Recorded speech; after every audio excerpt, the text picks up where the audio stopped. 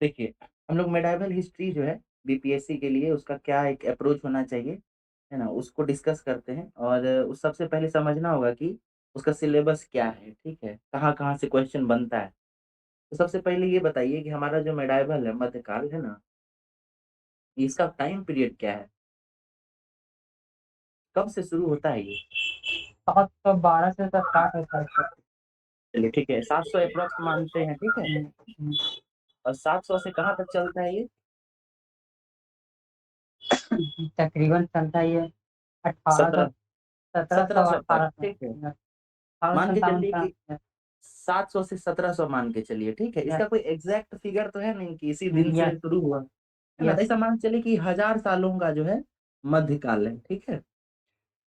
अब ये इसका बँटवारा हुआ कैसे और क्यों हुआ ये समझिए। तो सबसे पहले हम लोग पढ़ते हैं एंशिएंट हिस्ट्री, ठीक है? फिर हम लोग पढ़ते हैं मेडाइवल हिस्ट्री और फिर पढ़ते हैं हम लोग modern history. Modern. Ancient history को मुख्यतः ये समझिए, एक मोटा-मोटी तौर पर अगर बात किया जाए तो ये हमारा जो है हिंदूवादी जो राजा हुआ करते थे ना, ठीक है? Yes sir. उनसे जुड़ा हुआ हम लोग समझते हैं। और हिंदूवादी राजाओं में अंतिम हिंदू राजा कौन था जो एक बड़े क्षेत्र पर कम से कम समझिए कि संपूर्ण उत्तर भारत पे राज्य किया। आखिरी राजा कौन था वो बताइए? हर्षवर्धन का नाम सुने होंगे आप लोग? Yes sir. हर्षवर्धन। बिल्कुल, हर्षा, ठीक है? और हर्षवर्धन की मृत्यु कब होती है? किस साल होती है मृत्यु? 648 ईस्वी। 647 के आसपास, ठीक है? अब देखिए इसमें हो क्या रहा है, इसका डेथ हुआ हर्ष का और हर्ष जो था वो अंतिम राजा था जो संपूर्ण उत्तर भारत पे राज्य करता था। जैसे ही हर्ष की मृत्यु हुई अच्छा हर्ष की राजधानी कहाँ थी ये बताइए आप लोग? हर्षवर्धन की राजधानी कहाँ थी?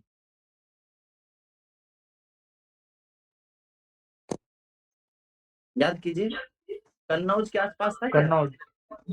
है ना कन्नौज, ठीक है? कन्नौज। अब जैसे ही हर्ष मरा और कन्नौज जो था वो पावर ऑफ सेंटर बन गया है ना, सेंटर ऑफ पावर, ठीक है? तो जितने भी मतलब हर्ष की मृत्यु के बाद जितने भी किंगडम थे ना वो कन्नौज के लिए फाइट करते हैं। और फाइट करने में कौन से 3 लोग थे? ठीक है, जिसको आप लोग त्रिपक्षीय संघर्ष के बारे में समझते हैं, है ना? शेर त्रिपक्षीय शेर शेर हो गया क्या बोलते हैं? पाल, नहीं, प्रतिहार और पाल राष्ट्रकूट। पाल प्रतिहार राजपूत। पाल, प्रतिहार और राष्ट्रकूट। अब ये किस क्षेत्र के थे? शॉर्ट में ये दक्षिण समझ भारत। लीजिए, है ना? मैप दक्षिण बिहार।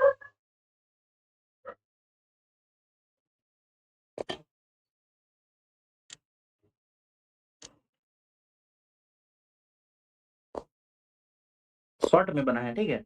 अब ये पाल वंश का देखिए कन्नौज समझिए कहाँ है? कन्नौज यहाँ है, गंगा और यमुना के दोआब के बीच में, ठीक है? उसके बाद पाल वंश का शासन इस क्षेत्र में है। गुर्जर प्रतिहार का शासन इधर है और राष्ट्रकूट का शासन यहाँ है। तीनों लड़ रहे हैं इसके लिए, ठीक है? और लगभग 100, 150 या 200 साल तक ये जो है ना काम चलता रहा है। 200 साल तक।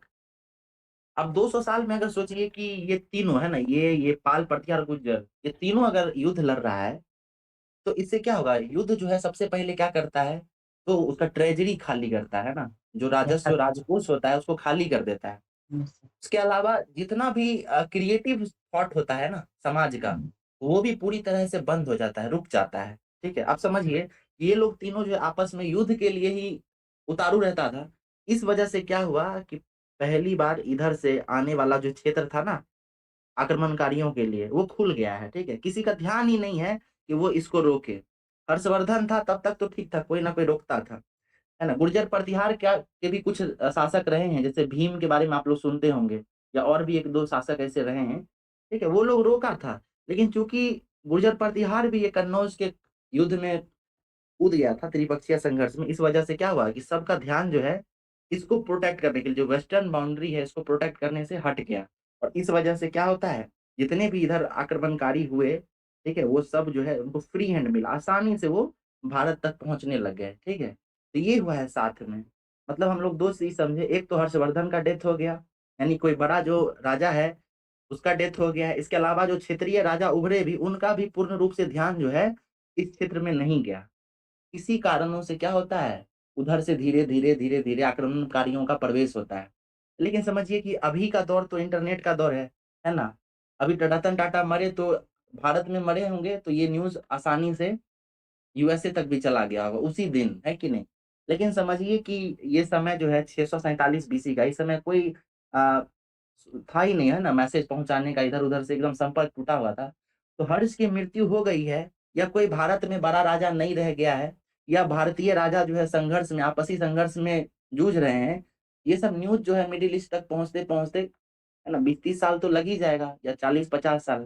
तो इसी आधार पे समझिए कि ये 700 जो है लेते हैं ना हम लोग मेडाइवल हिस्ट्री का 700 से 1700, तो ये जो 700 लिए हैं, वो इसी वजह से लिए हैं क्योंकि ये 647 के बाद 50 साल के अंदर जो है ना, धीरे-धीरे इस्लाम फैल रहा है और वो भारत की तरफ अपना प्रसार कर रहा है, ठीक है? ये हुआ एक थ्योरी। अगला थ्योरी ये समझिए, इस्लाम का जन्म कब होता है? बताइए तो इस्लाम का कब हो रहा है बर्थ? साल बताइए? याद आ रहा है? 622 था ना? 622 से सर। है कि नहीं? 622 में है ना? यहीं से जो मक्का से मदीना जाते हैं, ठीक है? मोहम्मद साहब, तो यही इस्लाम का जन्म जो है 622 के आस-पास ही होता है। अब इस्लाम का जन्म हुआ, इससे पहले समझिए कि बौद्ध धर्म का जब जन्म होता है, तो बौद्ध जो है एक नया थॉट था। अशोक जब राजा बना तो वो चाहा ना कि बौद्ध धर्म भी दुनिया के अलग-अलग क्षेत्रों में फैले, है कि नहीं? तो उसके लिए क्या किया, वो अपना एम्बेसडर भेजा, अपनी बेटा-बेटियों को भेजा, अलग-अलग और जो है मंत्रियों को नियुक्त किया, धर्म प्रचार के लिए लोगों को नियुक्त किया। उसी तरीके से जब इस्लाम का जन्म हुआ, तो उस क्षेत्र में भी लोग चाहते होंगे कि इस्लाम जो है धीरे-धीरे फैले, ये थॉट जो है दुनिया में अलग-अलग क्षेत्र में फैले, उसके लिए कोशिश करते थे। इसके अलावा भारत जो है ये अपना साउदर्न इंडिया, ठीक है? और ये गुजरात हो गया, इधर से समझिए ये अरेबियन पेनिनसुला है। इधर के जो देश थे ना, उनका ट्रेड जो है वो आदि काल से, प्राचीन समय से ही होता आ रहा था, ठीक है? इधर से, ये वेस्टर्न घाट से और श्रीलंका वगैरह से। या इधर मालदीव वगैरह भी सुनते होंगे, मालदीव क्या है? मुस्लिम कंट्री है ना, सुनते होंगे, मुस्लिम बहुल्य देश है।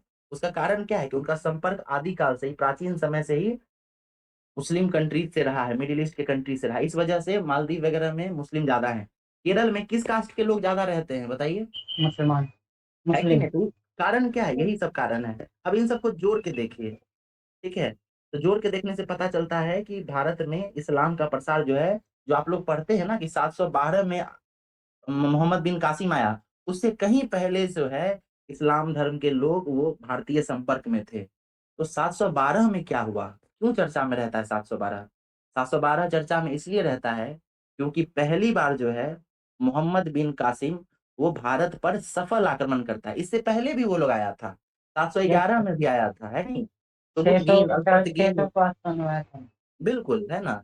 तो 712 में इसको जो है वहाँ का खलीफा जो थे वो बोलते हैं कि जाओ और भारत के क्षेत्र पे आक्रमण करो। आक्रमण का कारण क्या था? कारण ये था कि ये जो हमारा गुजरात का जो क्षेत्र है, जब अरब इधर से मिडल ईस्ट के कोई कोई नाव जब है इधर आता था इस तरफ, तो यहाँ का जो है राजा इसको संरक्षण देता था, ठीक है? यहाँ गुजरात का शासक इसको संरक्षण देता था। लेकिन एक बार क्या होता है कि यहाँ जो है वो ट्रेड के लिए नाव आता है और उसको संरक्षण नहीं देता है, ऊपर से इसमें मार-काट भी हो जाता है, लुटेरे लूट भी लेते हैं।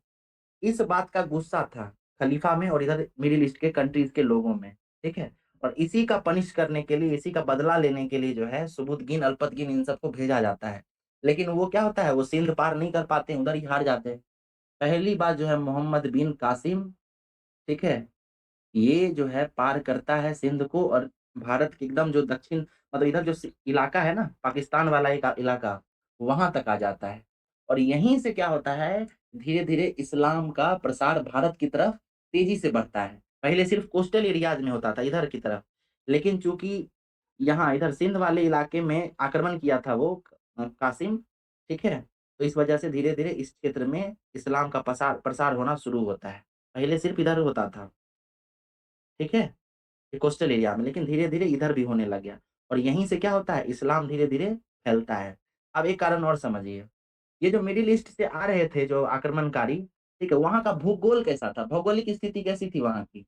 तो स्थिति ऐसी थी, वहाँ पे रेगिस्तान, बिल्कुल पथरीली। रेगिस्तानी क्षेत्र है, दस्ते लूट, दस्ते कबीर, रूबेल खाली, ये सब क्या है, डेज़र्ट एरिया है, ठीक है? वहाँ पे क्या ग्रीनरी है, नदी है? नहीं है, कम संख्या में है। तो यहाँ का जो आम जीवन होगा, उस आम जीवन को आप ये बिहार, यूपी का आम जीवन से तुलना कीजिए। ये हरियाणा, पंजाब के आम जीवन से कल्पना कीजिए। मुश्किल कौन-सा रहा होगा? सोच के मुश्किल बताइए। तो उन लोग का रहा होगा है कि नहीं? उन लोग ये मुश्किल रहा होगा ये वाला क्षेत्र का जीवन। तो जो आक्रमणकारी के साथ सैनिक आते थे ना, उनको भारतीय क्षेत्र का जो ये वाला इलाका था, सिंध प्रांत और इधर वाला, वो इतना पसंद आ जाता था कि वो इस क्षेत्र को छोड़ के जाना ही नहीं चाहते थे, ठीक है? राजा लौट के चला जाता था क्योंकि उसको राज करना था, लेकिन उसके साथ जो सैनिक आते थे ना, वो कुछ हद तक इधर ही ठहर जाते थे और इसी कारण से क्या होता है, यहीं पर जो है 2 कल्चर का समावेशन होता है, ठीक है? इस्लाम का और हिंदुइज़्म का, ये दोनों आपस में क्या होता है? मिलता है और मिलने के बाद कुछ चीज़ें इस्लाम में अच्छी थी, वो हिंदू लोग उसको फ़ॉलो करते हैं। कुछ चीज़ें हिंदू में अच्छी थी, उसको इस्लाम फ़ॉलो करता है और इस तरीके से बहुत दिनों तक कल्चर जो है ना, वो फलता-फूलता है, ठीक है? और ये क्षेत्र जो है, अर्थात आप गौर कीजिएगा कि एक तो इस्लाम धर्म पाकिस्तान में सुनते होंगे कि इस्लाम का बहुत बोलबाला है, प्रचार है। उसी में आप कोई पठान वगैरह देखेंगे ना, पठान जो होते हैं, ठीक है? उनका बहुत ज़्यादा इस्लाम को लेकर रुझान नहीं रहता है, ठीक है? मतलब उसमें भी अगर आप कट्टरता के आधार पर आप एक लिस्ट बनाएँगे, तो आप गौर करेंगे कि उसमें भी बहुत प्रकार के हैं, है ना? शिया हैं, सुन्नी हैं, इसके अलावा और भी बहुत हैं। सोहरावर्दी, पठान, इस तरीके का बहुत सारा जो है ग्रुप बना हुआ है। ठीक है? तो जो लोग ज़्यादा हिंदूवादी कल्चर से साथ जुड़े ना, वो उतने ज़्यादा क्या हुआ एक्सट्रीमिस्ट नहीं हो पाए, है ना? वो मॉडरेट हुए। अब देखिए एक चैप्टर जो है आप इम्तियाज़ अहमद सर का नाम सुनते होंगे, वो हिस्टोरियन है ना? आप लोग सुने होंगे बिहार स्पेशल का बुक भी लिखे हैं वो, ठीक है? तो उनका जो है ना पूरे इतिहास पे उनका रिसर्च है, ठीक है? तो वो मध्यकाल पे जो है उनका एक किताब है, बहुत फ़ेमस है, आप उसको पढ़ेंगे तो वो एक चैप्टर सेपरेट लिखे हैं कि किस तरीके से इस्लाम जब भारत आता है, ठीक है? भारत के दरवाजे पे आता है, तो इस्लाम का क्या हो रहा है? इस्लाम का भारतीयकरण हो जा रहा है ना? इस्लाम जो है, जो मिडिल ईस्ट का इस्लाम है वो और जो भारत के आस-पास इस्लाम पनपा है मध्यकाल में, उसमें बहुत अंतर है। क्या-क्या अंतर वो सुझाते हैं, ये समझिए। इधर इस्लाम में अब मैं एग्ज़ाम्पल दे रहा हूँ, 1-2 एग्ज़ाम्पल जो इम्तियाज़ सर यूज़ करते हैं। वो कहते हैं कि इस्लाम धर्म में जो शादी होती थी ना मैरिज, वो मतलब बहुत हल्का-फुल्का सतही तौर पे होता था, ठीक है? एक कॉन्ट्रैक्ट टाइप से होता था। अभी भी ऐसा ही होता है इस्लाम में, लेकिन भारत के संपर्क में जैसे इस्लाम आया, तो इसमें भी जो है ना शादी एक त्योहार की तरह हो गया, एक उत्सव की तरह मनाया जाने लगा और हिंदू लोग तो शुरुआत से ही शादी को उत्सव की तरह मनाते हैं, है कि नहीं? आप लोग गौर करते होंगे ये चीज़, है ना? हिंदू लोगों में कितना रीति-रिवाज होता है, परिवार का मिलन होता है सगे-संबंधी आते हैं। इस्लाम में ऐसा कुछ नहीं होता था, मिडल ईस्ट में इतना कुछ नहीं था, ठीक है? लेकिन जैसे-जैसे इस्लाम भारतीय कल्चर के से जुड़ा, तो यहाँ पे भी जो ये सारी चीज़ें हुई। मतलब दोनों ही धर्म जो है, शुरुआती दौर में एक-दूसरे का बहुत सारा चीज़ सीखता है, बहुत कुछ छोड़ता है, ठीक है? वैसे मुस्लिम जो भारतीय कल्चर के संपर्क में आए, उनमें कट्टरता बहुत कम हुई। कारण क्या था?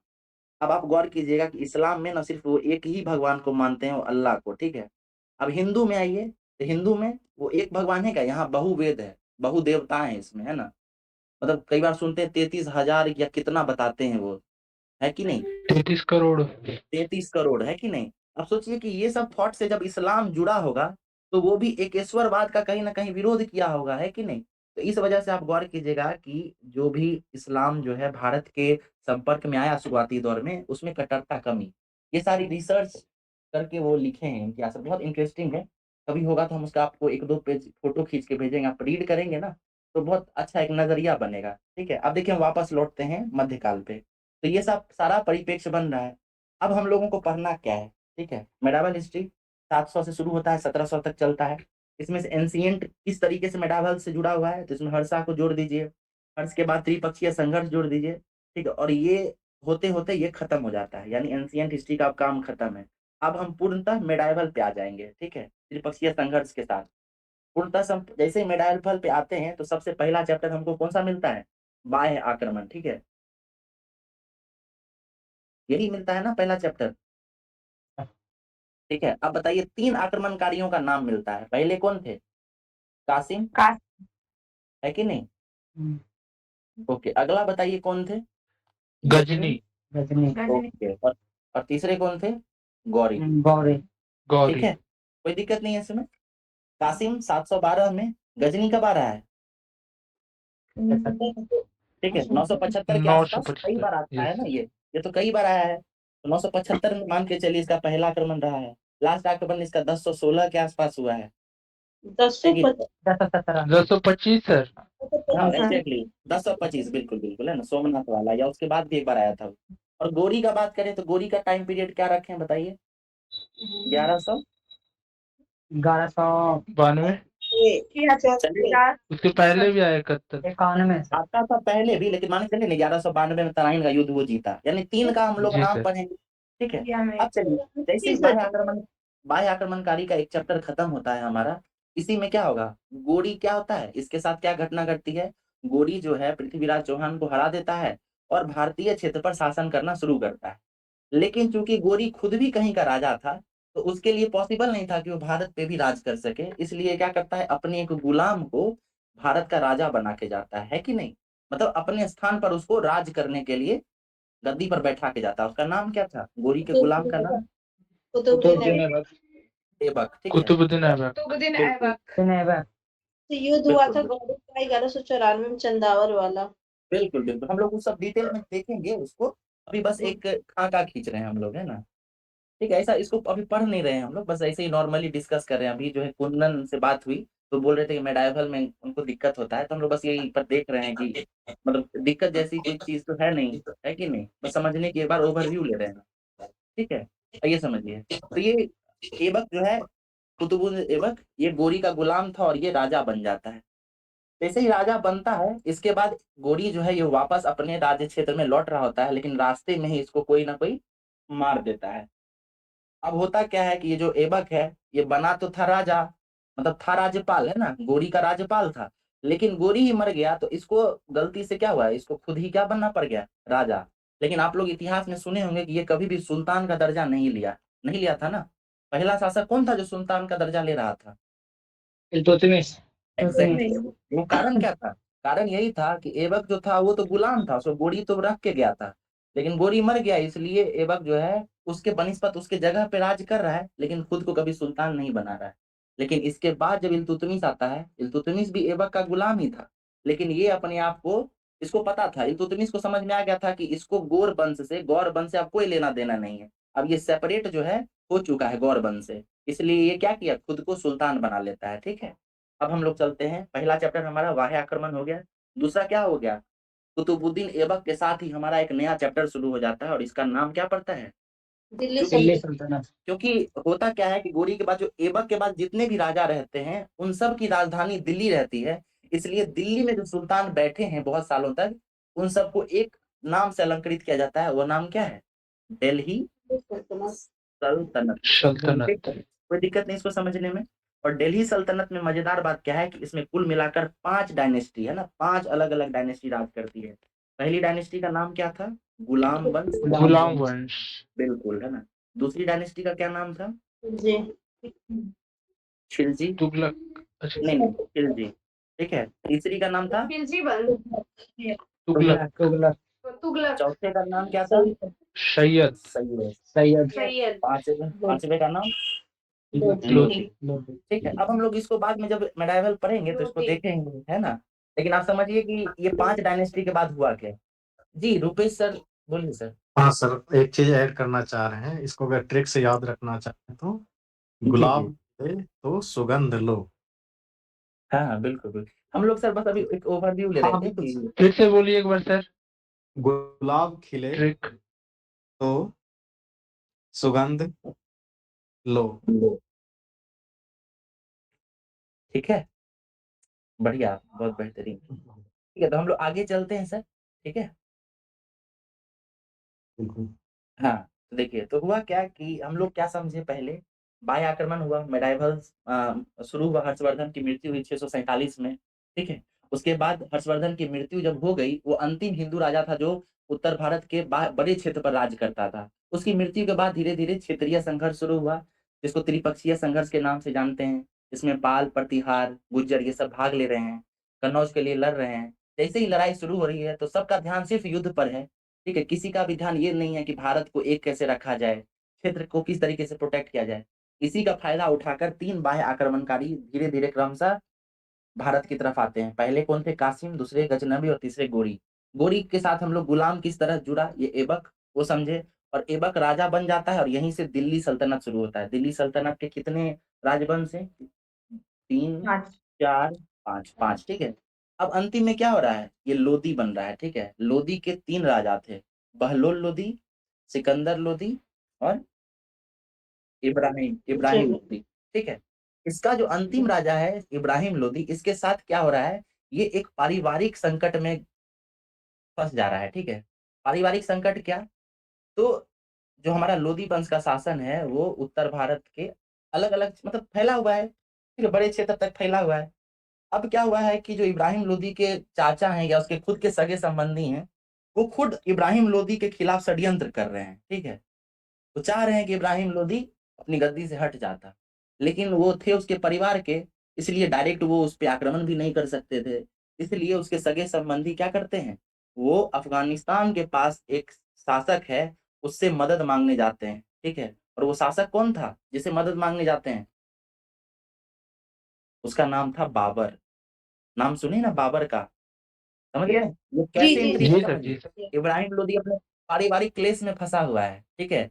उसका जो रिलेटिव है वो इब्राहिम लोदी को गद्दी से हटाना चाहता है, लेकिन चूँकि वो उसका पारिवारिक सदस्य है, इसलिए वो डायरेक्ट आक्रमण नहीं कर सकता है, तो वो क्या करता है बाबर से सहायता लेने जाता है और शायद 1 सेकंड ना रुकिएगा मैं ह हेलो? जी, हाँ, नीरज बोलिए। ले लिए, ले बिल्कुल। और आप लोग पढ़ाई कर रहे हैं ना अच्छे से? जी सर। एकदम लगातार पढ़ाई करते रहना है, कम से कम 10-12 घंटे ज़रूर। ठीक है सर, शुरू करते हैं फिर से, है ना? माफ़ी चाहेंगे अचानक फ़ोन आ गया। कोई नहीं। जी, तो देखिए, अब क्या हुआ कि पारिवारिक क्लेश में फँसा हुआ था, तो ये डायरेक्ट आक्रमण नहीं कर सकता था इब्राहिम लोदी पे, इसलिए वो बाबर से सहायता माँग रहा है और बाबर के साथ खुद वहाँ क्या चल रहा है, तो बाबर का अपना एक एक राज्य था, ठीक है? उसके पिताजी खुद कहीं के शासक थे, लेकिन वो भी क्या था कि जहाँ वो शासन करते थे, उसके आस-पास का जो राजा था ना, उसके साथ उसका बार-बार युद्ध होता रहता था, ठीक है? और युद्ध में वो हारते भी रहते। इस वजह से बाबर एक ऐसा राजा था, वो इस नाम से प्रसिद्ध भी है, वो एक ऐसा राजा था जिसका कोई राज्य नहीं था शुरुआती दौर में, ठीक है? फरगना वगैरह का नाम आप लोग सुने होंगे, लेकिन इसके साथ एक कहावत जुड़ा हुआ है कि बाबर एक ऐसा शासक है जिसका कोई राज्य नहीं था। ये हमेशा अपनी ज़िंदगी में टपला खाते रहा, उसका बहुत फ़ेमस किताब है बाबरनामा, ठीक है? उसमें ये सब मिलता है, इसका ज़िक्र मिलता है, उसके बारे में भी बात करेंगे कि बाबरनामा में क्या सब है, ठीक है? तो बाबरनामा में ये लिखा हुआ है कि उसकी स्थिति बहुत खराब थी, आर्थिक रूप से खराब थी, राज्य भी नहीं था, बस नाम का राजा था। तो जैसे ही बाबर को जो है ये बात पता चलती है और उसको उससे कोई सहायता माँगने आता है, तो वो एक बार में ही राज़ी हो जाता है। डील क्या होता है कि बाबर जो है इब्राहिम लोदी को अगर हरा देगा, तो इब्राहिम लोदी के जो परिवार वाले थे ना सगे-संबंधी, वो भारत के राजा बन जाएँगे और बाबर को जो है, उसको वो फरगना का क्षेत्र या वो आस-पास का जो इलाका होगा ना सिंध के आसपास का या उधर मुल्तान का, वो छोटा-सा क्षेत्र उसको दे दिया जाएगा। लेकिन बाबर जैसे ही इब्राहिम लोदी पे हमला करता है ना? वो युद्ध पद्धति वगैरह आपको पता होगा, पानीपत का जो तुगलमा पद्धति है, वो सब यूज़ करके युद्ध वो आसानी से जीत जाता है और उसको एक आइडिया आता है एग्ज़ैक्टली उसको खुद ही आइडिया आता है कि हम जब हम ही इब्राहिम लोदी को हराए हैं, तो पूरी तरह से क्यों ना भारत का राजा बन जाएँ, है कि नहीं? और वो क्या करता है, सबको साइडलाइन करते हुए भारत का राजा बन जाता है। जैसे ही बाबर यहाँ का राजा बनता है, ठीक है? तो यहीं से हमारा तीसरा चैप्टर शुरू हो जाता है। ये चैप्टर कौन-सा है? मुगल वंश। मुगल वंश, ठीक है? मुगल्स। अब मुगल में इम्पोर्टेंट क्या है? इसके कुछ राजा रहे हैं, जो आर्थिक, राजनीतिक, है ना? और प्रशासनिक हर दृष्टिकोण से काफ़ी मजबूत रहे हैं। किसी का राजनीतिक दृष्टिकोण अच्छा था, किसी में सहिष्णुता था, कोई आर्किटेक्चर के क्षेत्र में काम कर रहा है, यानी सब कुछ ना कुछ बढ़िया करके जा रहा है। इस वजह से हमको मुगल के हर राजा के बारे में जानना मतलब ज़रूरी है ना? प्रशासन के लिए शासन के दृष्टिकोण से इन सबको जानना ज़रूरी है। तो पहला राजा कौन-सा है मुगल में? पहला है बाबर, बाबर। क्योंकि बाबर बाबर। ही तो हराया था इब्राहिम लोदी को, तो बाबर हो गया पहला राजा। दूसरा राजा कौन-सा है? बाबर का पुत्र है, हुमायूँ, ठीक है? हुमायूं। हुमायूं, हुमायूँ, ठीक है। तीसरा कौन-सा है हुमायूँ का बेटा, क्या नाम है? अकबर। अकबर, अकबर, ठीक अकबर। है। अभी बस सिंपल सुनते जाइए, है ना? मेरे साथ पढ़ेंगे ना 1-2 दिन तो आपको ये नाम याद करने की ज़रूरत नहीं पड़ेगी, साल-वाल सब खुद ही आपको याद हो जाएगा, ठीक है? ये हिस्ट्री जो है ना इसको समझना बहुत ज़रूरी है। हिस्ट्री को कहीं से भी रटना नहीं है, उसको जैसे ही समझ जाएँगे ना, वो ऑटोमैटिक आपके दिमाग में आता जाएगा। आप खुद सोचिए कि आप मेरी से आपकी पहली बार बात हुई, ठीक है?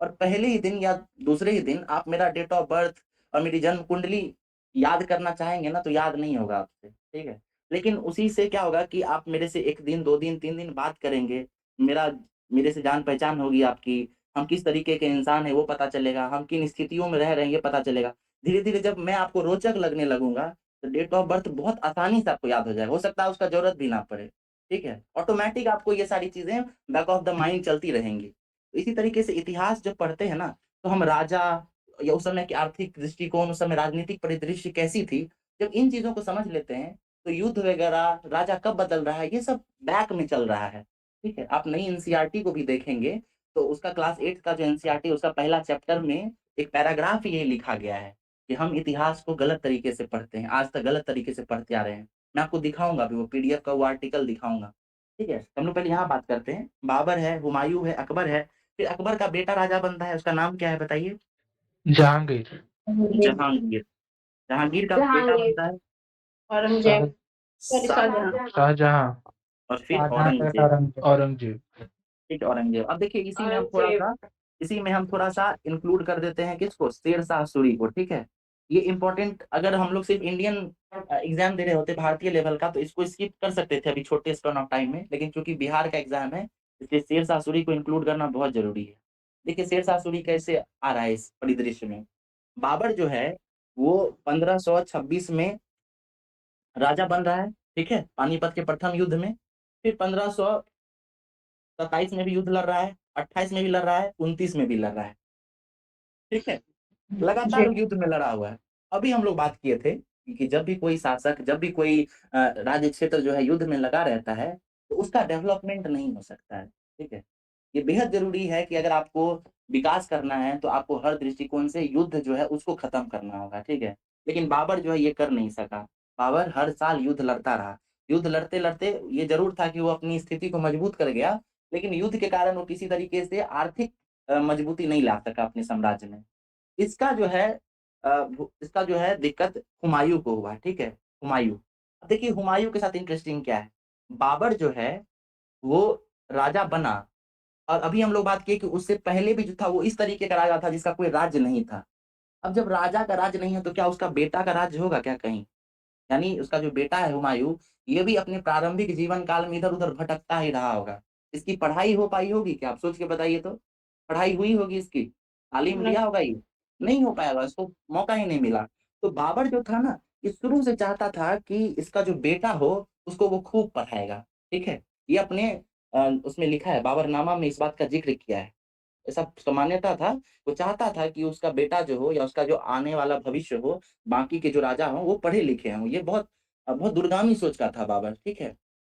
अब हुमायूँ जो है इस बात को जानता था कि उसका बाप चाहता था कि हम पढ़ें, इसलिए आप गौर करेंगे कि हुमायूँ सबसे पहले क्या बनाता है? दीन पनाह बनाता है। इसकी मृत्यु भी कहाँ होती है? लाइब्रेरी के सीढ़ी से गिरकर, जी। ठीक है? ये क्यों हो रही है? ठीक है? इसीलिए क्योंकि उसका भी लगाव धीरे-धीरे पढ़ाई की तरफ बढ़ा। जैसे ही हुमायूँ जो है वो स्टेबल होता है, युद्ध वगैरह छोड़ के जब उसको लगता है कि राज्य अब धीरे-धीरे चारों तरफ से सुरक्षित हो गया है, तो वो इन सब चीज़ों में ध्यान लगाना शुरू करता है, पढ़ाई में, ठीक है? साहित्य में, आर्किटेक्चर में, लेकिन उतने में क्या होता है उसका सीढ़ी से गिरकर मृत्यु हो जाता है, ठीक है? अब देखिए हुमायूँ के साथ हुआ क्या है, ठीक है? बाबर भी जो है लड़ते-लड़ते गया और बाबर जब लड़ ही रहा था, तो क्या बाप का युद्ध बेटा नहीं लड़ेगा? तो बेटा को भी लड़ना पड़ेगा, तो हुमायूँ भी शुरुआती समय में युद्ध ही लड़ता रहा। आप गौर करेंगे 1531 में, 1532 में ये सब युद्ध ही लड़ रहा है। कभी बंगाल के क्षेत्र में, कभी गुजरात के क्षेत्र में लड़ता ही जा रहा है। इसी क्रम में क्या होता है, हुमायूँ एक बार बंगाल के क्षेत्र में युद्ध लड़ने के लिए आया होता है और इस युद्ध में इसको हार का सामना करना पड़ता है। किसके हाथों? शेरशाह सूरी के हाथों। शेरशाह सूरी कौन था? ये बिहार का नवाब हुआ करता था। यानी बंगाल का जो राजा था ना, उसका जो है ये एक तरीके से समझिए कि राज्यपाल था या क्षेत्रीय शासक था। शासन ये करता था, जो टैक्स कलेक्ट करता था उसका कुछ हिस्सा वो बंगाल के शासक को दे देता था। इसी तरीके से इसका काम चल रहा था। जैसे ही हुमायूँ बंगाल के क्षेत्र में आक्रमण करने आया, तो इसको रोकने के लिए शेरशाह जाएगा। तो शेरशाह जैसे ही गया, तो ये युद्ध कला में इतना पारंगत था, क्यों पारंगत था ये समझिए। शेरशाह सूरी जो था ना, ये बाबर का ही समकालीन था एज में, ठीक है। इसकी पढ़ाई लिखाई कहाँ हुई थी? शेरशाह की पढ़ाई अफगान में आजमगढ़। नहीं, जूना जौनपुर पढ़े ना, जौनपुर, पूर्व का जौन सिराज, है ना? पूर्व का सिराज जौनपुर है कि नहीं? और जौनपुर है कहाँ? दिल्ली के एकदम नजदीक है, ठीक है।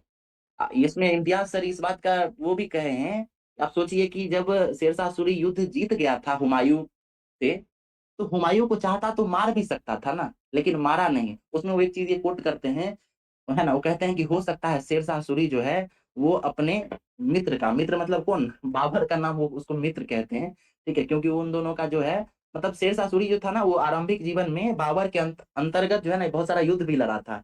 जो शेरशाह सूरी है ये शुरुआती दौर में है ना, अपने पिता से ये परेशान रहता था। इसके इनके पिताजी तो थे, शेरशाह सूरी के पिताजी, और 2 विवाह किए थे, आपको आइडिया भी होगा इसका। ये शुरुआती दौर में जो है काफ़ी परेशान रहता था। इस वजह से ये अपना राजपाट से मतलब छोड़-छाड़ के चला गया था कहाँ पे? जौनपुर चला गया था ये पढ़ाई-लिखाई करने, वहीं रहता था। और वहीं पर जो है बाबर की सेना में शामिल होके युद्ध वगैरह भी लड़ा है। तो यही इम्तियाज़ सर इस बात का ज़िक्र करते हैं कि हो सकता है कि शेरशाह सूरी जो था अपना ट्रिब्यूट बाबर को देना चाहता था, इस वजह से जो है हुमायूँ को नहीं मारा। अब मान्यता क्या है वो तो इतिहास में है, बट इस तरीके से वो लिखते हैं। अब हुमायूँ को शेरशाह सूरी हरा देता है, और जैसे ही हुमायूँ हारता है, हुमायूँ भागा-भागा कहाँ चला जाता है? ईरान चला जाता है, ठीक है? और ईरान में फिर धीरे-धीरे अपनी सेना को संगठित करता है, सब कुछ ठीक करता है, और फिर वहाँ से 5 साल बाद आता है, और आने के बाद जो है क्या होता है, ये शेरशाह सूरी के जो वंशज रहते हैं उनको हरा देता है। शेरशाह सूरी की मृत्यु जो है वो 5 साल में ही हो जाती है, दुखद मृत्यु रहती है। ये सब जब मेडाइवल पढ़ेंगे तब ज़िक्र करेंगे इसका, है ना? और इस वजह से क्या होता है, शेरशाह सूरी का वंश धीरे-धीरे खत्म हो जाता है, और फिर से हुमायूँ राजा बनता है। और हुमायूँ फिर 1-2 छोटा-मोटा युद्ध लड़ता है, और युद्ध लड़ते-लड़ते 1545 ही है, 55 जी 1555 55 55 1555 में 1555 तक आते-आते जो है ना ये वही सीढ़ी पुस्तकालय से गिरकर इसकी मृत्यु हो जाती है, ठीक है? तो शेरशाह सूरी भी समझ गए। जैसे ही हुमायूँ की मृत्यु होती है, तो हुमायूँ का जो है ना 12-13 साल का बेटा रहता है, ठीक है? जिसका नाम रहता है जलालुद्दीन, ठीक है? और जलालुद्दीन जो है उसका 13 साल की उम्र में ही युद्ध भूमि में ही राज्याभिषेक करके इसको राजा बना दिया जाता है, और बैरम खां के संरक्षण में ये बहुत सालों तक राज करता है। फिर धीरे-धीरे जवान होता है, फिर अपना निर्णय खुद लेता है। फिर अकबर का एक इतिहास रहा है, इसको हम लोग डिटेल में पढ़ेंगे। अकबर की मृत्यु होती है, ठीक है? उसके बाद जहांगीर राजा बनता है, जहांगीर की मृत्यु होती है, फिर शाहजहाँ बनता है, शाहजहाँ की मृत्यु होती है तो औरंगज़ेब मरता है। अब देखिए यहीं पे हम कुछ चीज़ ऐड करते हैं। आप लोग गौर करेंगे कि बाबर से लेकर शाहजहाँ तक क्या हुआ है। बाबर अपने साम्राज्य को विस्तार देने में, मजबूत करने में युद्ध लड़ता रहा, लेकिन कुछ न कुछ नींव बना के गया। हुमायूँ पूरी तरीके से नींव बना के गया, और अकबर को क्या सा फ़ायदा मिला? अकबर को शेरशाह सूरी के द्वारा बनाया गया साम्राज्य है, वो फ्री में मिला। ठीक है? ऐसा मानते हैं कि शेरशाह सूरी जो है बहुत दूरदर्शी राजा था, और ये बहुत बेहतरीन-बेहतरीन जो है परियोजना लाया। मतलब इतना बेहतरीन परियोजना लाया कि ये कह सकते हैं कि कुछ हद तक भारतीय अर्थव्यवस्था की नींव को बहुत बढ़िया से मजबूत करके गया था। ये नींव इतनी मजबूत हो गई थी कि शेरशाह सूरी के मरने के बाद भी इसका फ़ायदा अकबर को मिला, और अकबर को है बना-बनाया साम्राज्य मिला, ठीक है? कुछ कमियाँ थी लेकिन उसको चूँकि इकोनॉमी बहुत मजबूत करके गया था शेरशाह सूरी, तो अकबर का ट्रेज़री हमेशा भरा रहा, उसका जो भंडार था वो भरा रहा। इस वजह से अकबर जो है बहुत अच्छे से मुगल का विकास कर पाया हर क्षेत्र में, है ना? यानी इसको युद्ध नहीं लड़ना पड़ा, कोई बड़ा युद्ध नहीं लड़ा, इस वजह से इसको आर्ट में, कला के क्षेत्र में, साहित्य के क्षेत्र में, आर्किटेक्चर के क्षेत्र में, हर क्षेत्र में ये विस्तार किया। सहिष्णुता के क्षेत्र में भी, हिंदू-मुस्लिम को भी मिलाने के क्षेत्र में भी, एक नया धर्म बनाने का कोशिश किया, है ना? बताइए कौन-सा था वो? क्या कोशिश किया था ये? दीन इलाही दीन इलाही बिल्कुल, सर। दीन दीन-ए इलाही का इलाही। शुरुआत किया, है ना? चला अकबर यही सब कारण है, अकबर क्यों दीन-ए-इलाही का शुरुआत करा था, यही सब कारण है। उसका बैकग्राउंड जब तक नहीं समझिएगा, ये समझ नहीं आएगा। फिर अकबर के बाद जहांगीर बनता है, इसको भी युद्ध नहीं लड़ना पड़ा, अकबर सब कुछ करके गया था, तो उसमें मौज काटा ये। शाहजहाँ भी बढ़िया से रहा, ये भी मौज काटा, अच्छे से ज़िंदगी जिया, है ना? इतना पैसा था कि ये अकबर जो है इसको इंजीनियर राजा कहते हैं ना, बहुत सारा आर्किटेक्चर बना के गया, ताजमहल, लाल किला, जो भी आप प्रसिद्ध सुनते होंगे, मैक्सिमम चीज़ें शाहजहाँ बना के गया है। अब आया इसका बेटा औरंगज़ेब। औरंगज़ेब के साथ दिक्कत क्या हो रहा है, एक तो ये अपने बाप को मार के आ रहा है, ठीक है? अपने परिवार में कलेश करके राजा बन रहा है ना, अपने भाई को मारा था ना दारा शिकोह को, ठीक है? Yes sir. इवन इनकी जो सिस्टर थी जहाँनारा और जहाँआरा, इनके साथ भी इनका बहुत अच्छा संबंध नहीं था। इस वजह से औरंगज़ेब के साथ क्या दिक्कत है, ये पारिवारिक कलेश में भी फँसा हुआ था। दूसरा क्या, ये अपने साम्राज्य का विस्तार करने के चक्कर में युद्ध भी लड़ना चाहता था, उतारू था युद्ध लड़ने के लिए। इस वजह से अब फिर यहाँ युद्ध आ गया तो सिंपल है, जैसे ही युद्ध होगा ट्रेजरी हो जाएगा खाली, और ट्रेजरी खाली होगा तो साम्राज्य का नींव हो जाएगा कमजोर। यही हुआ इसके साथ। औरंगजेब क्या होता है, औरंगजेब जो है हमारा औरंगजेब, ये अपनी ज़िंदगी का मैक्सिमम हिस्सा जो है, ये मराठाओं के साथ युद्ध में रहा। राजधानी दिल्ली थी, ठीक है? लेकिन ये जब गवर्नर भी था तो इसको शाहजहाँ ने गवर्नर भी दक्कन के क्षेत्र का बनाया था, और जब ये राजा भी रहा, तो राजा के रूप में भी ये अपने इसी मैक्सिमम जीवन जो अपना लगभग 40 साल के आस-पास जो है, इधर ही बिताया है, दक्कन में। इसकी राजधानी कहते हैं, इसकी दूसरी राजधानी कहाँ थी? औरंगाबाद। औरंगाबाद का नाम सुने होंगे आप लोग? महाराष्ट्र में है औरंगाबाद। बीबी का किला यहाँ पे मशहूर है ना? ये ताजमहल की घटिया नकल भी इसको कहते हैं। ठीक है? जी सर। बिल्कुल, है ना? तो औरंगाबाद में बनाता है, पूरी ज़िंदगी यहीं बिता रहा है। क्यों बिता रहा है? तो क्योंकि यहीं पे महाराष्ट्र में मराठा का उत्कर्ष हो रहा है। मराठा के साथ युद्ध में अपनी पूरी ज़िंदगी बिता दे रहा है। ना युद्ध जीत पा रहा है, क्योंकि ये लोग गुरिल्ला वार में माहिर थे। मराठाओं का अपना एक इतिहास रहा है, उसपे भी कभी ज़िक्र करेंगे, अभी हम लोग शॉर्ट में चल रहे हैं। इस वजह से क्या हो रहा है, युद्ध के चक्कर में ये औरंगज़ेब जो है अपनी पूरी ट्रेज़री खाली कर दे रहा है, ठीक है? जो भी व्यवस्था, मानसबदारी व्यवस्था जो अकबर बना के गया था, ठीक है? जो भी बढ़िया-बढ़िया चीज़ें थी, वो धीरे-धीरे क्या होने लगी? ध्वस्त होने लगी। ये अपने जो छोटे-मोटे मंत्री थे, जो अलग-अलग जो सामंत थे, उनको खुश करने के लिए, तुष्टीकरण के लिए जो है उनको ज़मीन देने लगा, ज़्यादा-ज़्यादा अ, इनाम देने लग गया इस वजह से, ताकि ये लोग दिल्ली के क्षेत्र में ये सब खुश रहें, ठीक है? और इन सब का खामियाज़ा भुगतना पड़ा, और औरंगज़ेब की जैसे मृत्यु होती है, एक तो उसकी मृत्यु भी बहुत लेट से हुई है। मतलब इसका मृत्यु जो है ना, बहुत लेट हुआ है। इसका बेटा जब 65 साल का हो जाता है ना, तब इसकी मृत्यु होती है, ठीक है? तो औरंगज़ेब जो है अपने अग्रजों के लिए, यानी अपने उत्तराधिकारियों के लिए जो एकदम खाली ट्रेज़री छोड़ के गया था। इसके अलावा खाली ट्रेज़री के अलावा और क्या-क्या छोड़ा? खाली ट्रेज़री, है ना? इसके अलावा ये पारिवारिक षड्यंत्र भी छोड़ के गया। तो इसके बाद वाले जो राजा आएँगे, वो भी तो पारिवारिक षड्यंत्र के का ही तो रहेंगे ना हिस्सा। लेकिन एक बार जब षड्यंत्र शुरू हो जाता है, तो षड्यंत्र आगे भी चलता रहेगा ना। तो आप गौर करेंगे इसके बाद के जो राजा राजा बने हैं, वो बहुत खून-खराबा करके बने हैं, है कि नहीं? कुछ नाम बताइए आप लोग आगे के राजाओं का? शाह आलम प्रथम का नाम सुने होंगे, है कि नहीं? मोहम्मद शाह। बहादुर शाह जहाँ प्रथम, जहाँदार शाह का नाम सुने होंगे, फारूक सियार का नाम सुने होंगे, रोशन अख्तर का नाम सुने होंगे, मोहम्मद शाह रंगीला का नाम सुने होंगे। ये जितना भी हम नाम लिए, सब जो है अपने भाई को, अपने भतीजा को मार के राजा बन रहा है। जब मार-वार के राजा बन रहा है, तो आपसी जो मतभेद के बाद जब कोई राजा बन रहा है ना, तो वो हमेशा सोचिए कि आपका दुश्मन आपके आस-पास, आपके हवेली में रह रहा है, तो ठीक से नींद भी आ पाएगा क्या उस राजा को? इन स्थितियों में उसका जो उत्तराधिकारी जी रहा था, औरंगज़ेब का उत्तराधिकारी, और ऊपर से ट्रेज़री भी खाली मिला था, ठीक है? ये स्थिति छोड़ के गया। इतना ही नहीं, इसके बाद हमारे ब्रिटिशर्स, हमारे यूरोपियंस भी आ जाते हैं। यूरोपियन को अलग पता चल जाता है कि औरंगज़ेब ट्रेज़री खाली छोड़ के गया और उसका जो उत्तराधिकारी है, वो भी नाकारा है। बहुत ज़्यादा उसको नॉलेज है नहीं साम्राज्य विस्तार किस तरीके से किया जाए। इसलिए ये ब्रिटिशर्स जो यूरोपियंस हैं, ये भी धीरे-धीरे क्या चाहते हैं? वो दिल्ली की गद्दी पर बैठना चाहते हैं।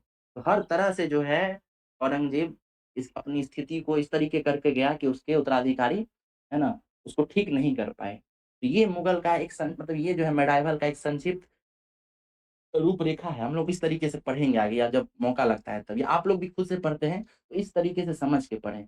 अब देखिए ये हमारा नॉर्थ इंडिया हो गया, यानी हम लोग जितना भी बात किए हैं, चाहे ये कासिम गज़नी गोरी का बात कीजिए, या दिल्ली सल्तनत या मुगल के शासकों का बात कीजिए, सबकी राजधानी कहाँ है? सबकी राजधानी है दिल्ली, है कि नहीं? मतलब थोड़ा देर के लिए बदलता है राजधानी, लेकिन ये हमेशा नॉर्थ इंडिया में ही रहते हैं मैक्सिमम। इसी क्रम में साउथ इंडिया का अपना भी एक इतिहास है मध्यकाल में, है कि नहीं? साउथ इंडिया, दक्षिण भारत का अपना इतिहास है। वो इतिहास क्या है? तो उसमें जो है तुगलक काल के बाद, तुगलक काल जो यहाँ पे आ रहा है, यहीं से जो है आप जोड़ सकते हैं 2 साम्राज्य को। साउथ विजयनगर, इंडिया में 2 ही साम्राज्य है। कौन-कौन सा है? विजयनगर और एक एक तो विजयनगर, विजयनगर है और एक है विजयनगर बहमनी। बहमनी। बिल्कुल, विजयनगर, बहमनी। विजयनगर को देख लीजिए, 4 वंश है इसमें। कौन-सा है? संगम, सुलुभ, तुलुभ, अराविड, ठीक है? ये 4 वंश पढ़ लीजिएगा, इसमें भी 1-2 शासक हैं, ठीक है? कुछ विदेशी घूमने आ रहे हैं, उनका देख लीजिए, यहाँ से पूछ रहा है सवाल आजकल। क्यों पूछ रहा है उसका एक देखिए हम हिंट देते हैं। पूरे मध्यकाल में आप गौर करेंगे कि आपको हर जगह मुस्लिम शासन मिलेगा। यहाँ पे इकलौता आपको विजयनगर मिल रहा है जो हिंदू राजाओं से संबंधित है।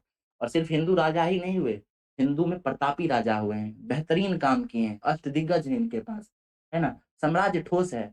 जब कोई विदेशी यहाँ विजयनगर घूमने आ रहा है तो अपने यात्रा वृत्तांत में लिख रहा है कि दुनिया का सर्वश्रेष्ठ शहर जो है वो वहाँ हम्पी में है।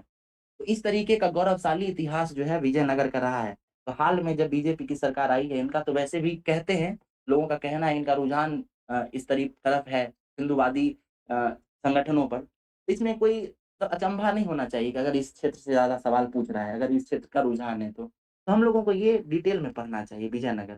फिर विजयनगर का युद्ध होता है बहमनी के साथ, है कि नहीं? बताइए कौन-सा है युद्ध ये? क्या नाम से फेमस है ये? कालीकोटा। तालीकोटा।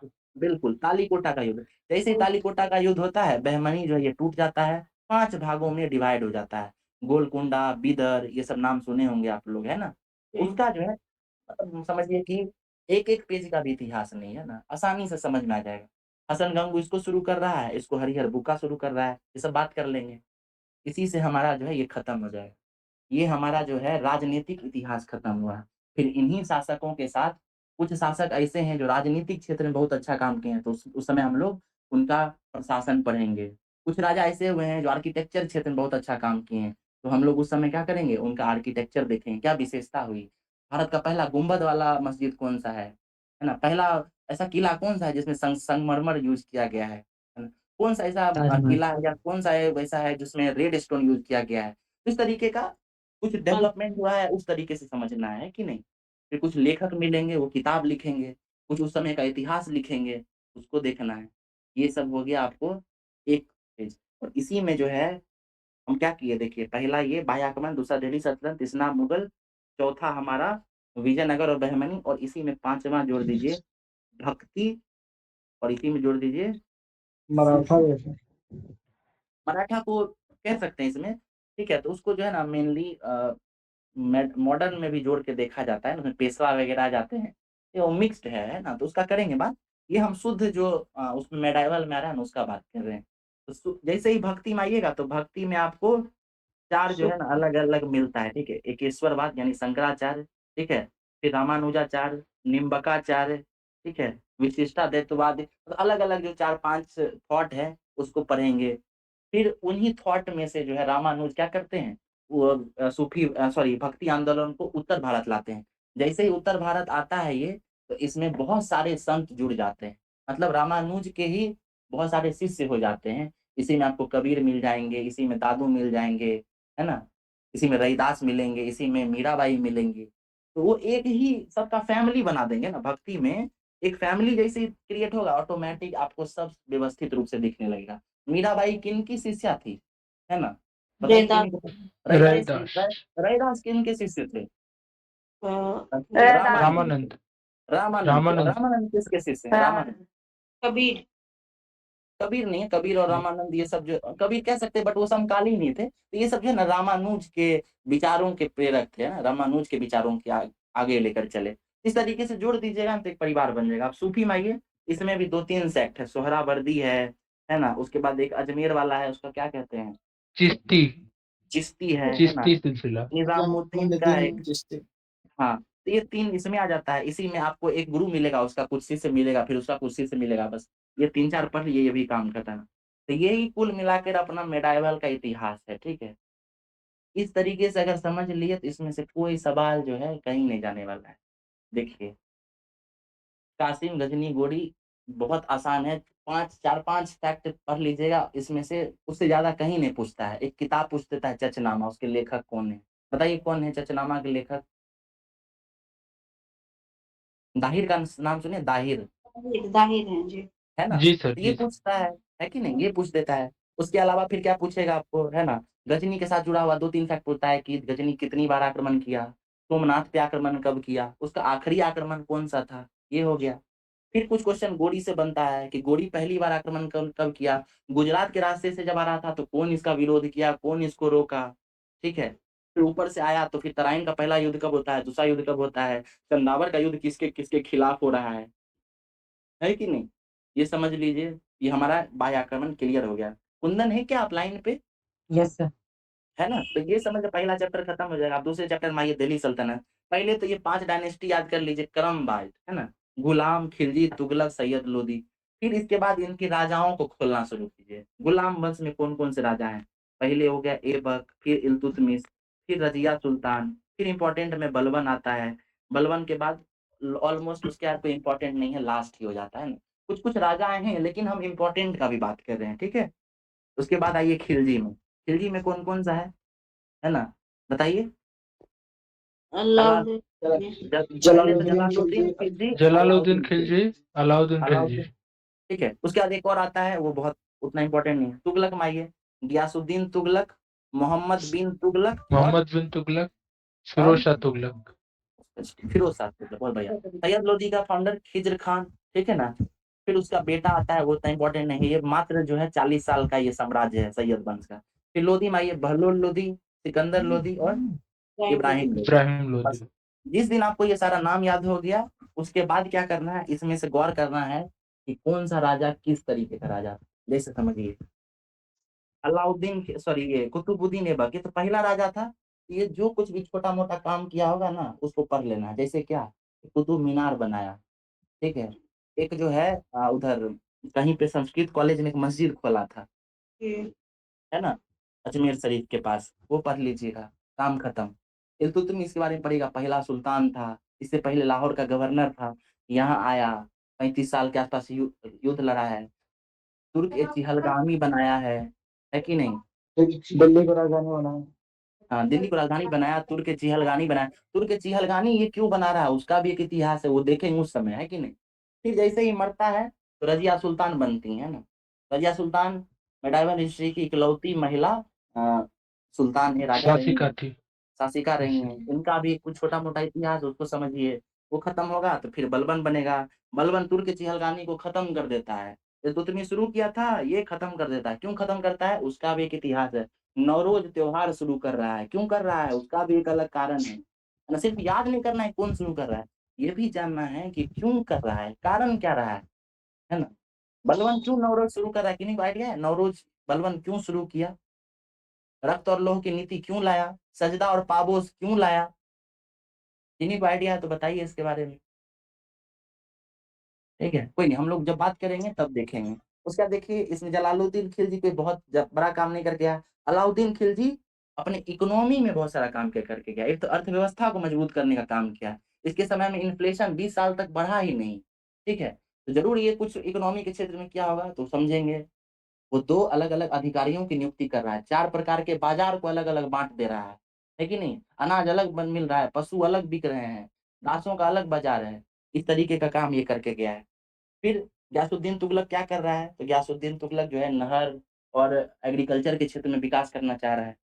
उसके बाद मोहम्मद बिन तुगलक आ रहा है, तो ये बहुत दूरदृष्टि का राजा था, है ना? मेडाइवल हिस्ट्री का सबसे ज़्यादा पढ़ा-लिखा राजा था। बहुत बड़ा-बड़ा काम करना चाहता था। लेकिन ये इतना बड़ा काम करना चाहता था कि वो हर काम में धीरे-धीरे हो गया फेल। ये 5 बड़ा काम कोशिश किया करने का और पाँचों में फेल हो गया, ठीक है? तो इसमें एक स्टेटमेंट भी आता है, एक राइटर हैं जो कहते हैं जब एमबीटी यानी मोहम्मद बिन तुगलक मरता है, तो कहते हैं कि राजा को अपनी प्रजा से और प्रजा को अपनी राजा से मुक्ति मिल गई। आप लोग सुने होंगे ये स्टेटमेंट, बहुत फेमस जी है कि सर। नहीं? एग्ज़ैक्टली, तो क्यों कहते हैं? क्योंकि ये इतना दूरदर्शी राजा था ना, ये चाहता था कि बदल दें, है ना? मतलब अपने इतना कुछ करके चले जाएँ या इतना कुछ कर दें कि हमारा प्रजा एकदम खुशहाल हो जाए, बढ़िया कर दें सब कुछ। लेकिन उस वैसा स्थिति नहीं था उस समय। है कि नहीं? चारों तरफ से इस तरीके का स्थिति नहीं था। एमबीटी के उधर मंगोल अलग आक्रमण कर रहा था। इधर अंदर जो है अलग ही उपद्रव चल रहा था, क्षेत्रीय विद्रोह हो जा रहा था। तो इन सब स्थितियों में जो है इतना बड़ा सुधार पॉसिबल नहीं था। ठीक है? वो जैसे एमबीटी मरा, फिर फिरोज़ शाह तुगलक आ जाता है। फिरोज़ शाह तुगलक क्या करता है? मोहम्मद बिन तुगलक का जो काम था इसको ऑटोमैटिक जैसा था पहले वैसा कर देता है और गियासुद्दीन तुगलक वाले सारे काम को करना शुरू करता है। मतलब क्या? तालाब, नहर बनवाएगा। सुने होंगे, कौन बनाता है तालाब नहर? एफएसटी फिर बनवा रहा है। दासों के लिए सबसे ज़्यादा व्यवस्था करके जा रहा है ना? दारुल दवा मतलब हॉस्पिटल बना रहा है कि नहीं? ये सब कौन कर रहा है? एफएसटी कर रहा है। फिर सैयद वंश के साथ कोई ज़्यादा इम्पोर्टेंट नहीं है।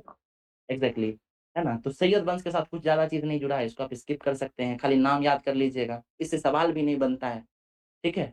उसके बाद जो है लोदी वंश आता है, तो बहलोद, सिकंदर और ये। इसमें से भी सिकंदर लोदी थोड़ा इम्पोर्टेंट है क्योंकि थोड़ा मतलब साहित्यिक रुचि रखता था ये, तो कुछ किताब होगा, इसके समय में कुछ लेखक होंगे जो प्रचलित होंगे, वो सब पूछता है। किस नाम से सिकंदर लोदी जो है, वो किताबें लिखता था, पोएट्री लिखता था? बताइए तो किन्हीं को पता है तो? किस नाम से सिकंदर लोदी लिखता था? गुलरुखी नाम याद है? गुलरुखी? जी सर है ना? तो गुलरुखी नाम से लिखता था। इसको समझना होगा ना, क्यों लिखता था? छुप के क्यों लिख रहा था? छुप के इसलिए लिखना पड़ता था, इसकी मजबूरी ये थी, इतिहासकार ऐसा लिखते हैं, इसको छुप के इसलिए लिखना पड़ता था कि समाज में, है ना, ऐसा ये थॉट ना जाए कि राजा जो है ना, ये तलवार छोड़ के कलम पकड़ लिया है। ऐसी मान्यता थी कि जो एक बार कलम पकड़ लेता है, उसे तलवार नहीं चलता है। ठीक है? इतिहास में सब लिखा हुआ है। आजकल भी सुनते होंगे इस तरीके का कोटेशन कभी-कभी बुजुर्ग लोग देते रहते हैं। है कि नहीं? तो ये सारी चीज़ें थी। फिर इब्राहिम लोदी जो है, ये आता है, इब्राहिम लोदी का आप समझ गए इतिहास। पारिवारिक कलेश में था, बाबर आ गया वहाँ से, बाबर आया तो बाबर समझिए, बाबर युद्ध लड़ता रहा तो इसका युद्ध चारों फेमस है, यहाँ सवाल पूछता रहता है, ठीक है? ये भी युद्ध लड़ा है, हुमायूँ युद्ध पूछता है, शेरशाह सूरी के साथ इसका संबंध पूछता है, कब-कब युद्ध हुआ ये पूछता है। कुछ बिल्डिंग बनाया था वो लाइब्रेरी वगैरह उसके बारे में पूछता है। जैसे ही अकबर आता है, यहाँ से क्वेश्चन जो है अलग-अलग क्षेत्र में पूछना शुरू। कब धर्म सुधार किया? कब दास प्रथा खत्म किया?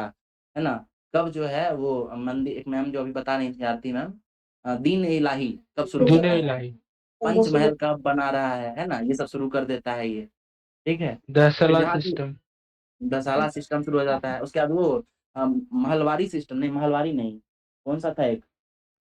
मनसबदारी, मनसबदारी सिस्टम। मनसबदारी, यस।